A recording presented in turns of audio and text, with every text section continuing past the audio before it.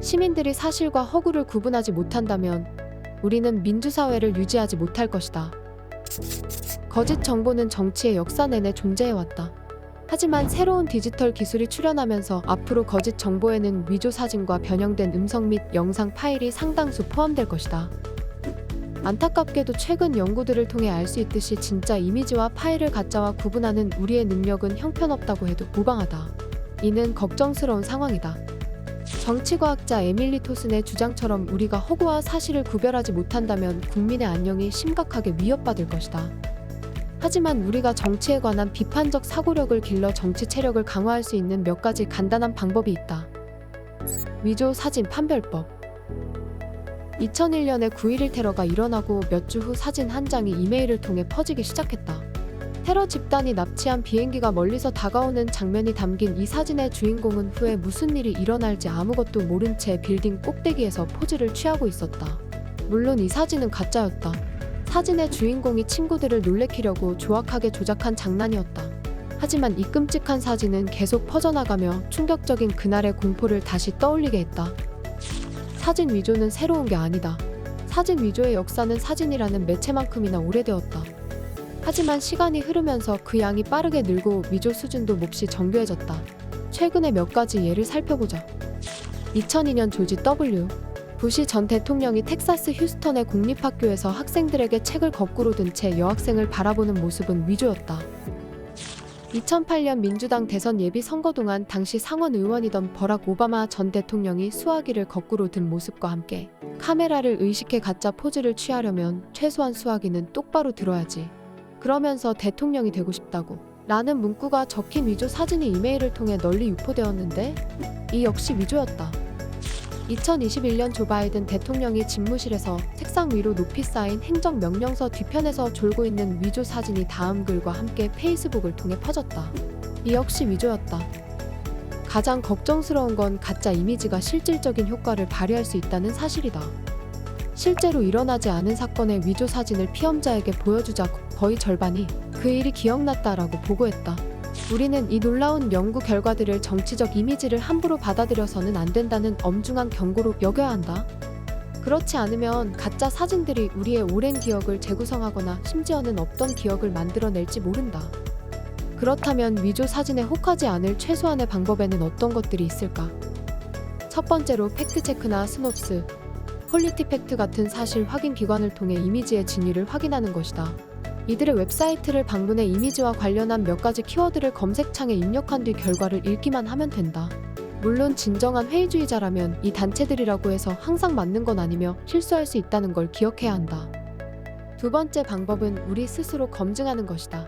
이는 텍스트가 아닌 이미지를 검색하는 이미지 검색으로 가능하다. 검색 엔진에 이미지를 업로드하거나 온라인에서 찾을 수 있는 이미지의 링크를 입력하면 다른 웹사이트에 게재된 비슷한 이미지들을 찾을 수 있다. 이미지 검색은 단순하고 빠르면서도 매우 효과적이다. 그러므로 정치적 사건에 대해 비판적으로 생각하고자 하는 사람은 미심쩍은 사진을 발견할 때마다 이 쉽고 효율적인 방법으로 위조 사진을 밝혀야 한다. 목소리 포토샵. 음성 딥페이크는 누군가의 목소리를 복제하여 실제와 구분할 수 없는 오디오 합성을 생성하는 기법이다. 버락 오바마의 오디오북 음성이 그가 미국이 아닌 다른 곳에서 태어났다고 인정하는 파일로 조작되거나 도널드 트럼프의 선거 유세 음성이 자신이 러시아인과 공모하여 2016년 선거 결과를 조작했다고 털어놓는 파일로 조작되었다고 상상해보자. 목소리 포토샵으로 불리는 이 기술이 범죄에 악용될 생각을 하면 몸서리가 쳐진다. 딥페이크 영상의 위협. 매우 자연스럽게 누군가의 얼굴을 다른 이의 얼굴로 바꾸어 조작된 영상이라는 걸 눈치채지 못하게 하는 딥페이크 영상에 대해서도 비슷한 우려가 제기되고 있다. 딥페이스랩이나 자오 같은 소프트웨어 애플리케이션을 이용하면 영상을 조작해 온라인에 올릴 수 있다. 이 같은 영상 중에는 무해한 것들도 있지만 분명 문제가 되는 영상들도 있다. 이를테면 유명 여자 배우 얼굴을 어떤 고지나 동의 없이 포르노 배우의 몸과 합성한 영상이 그렇다. 딥페이크 영상이 국내 정치와 국제 정세에 미칠 수 있는 영향 또한 생각해봐야 한다.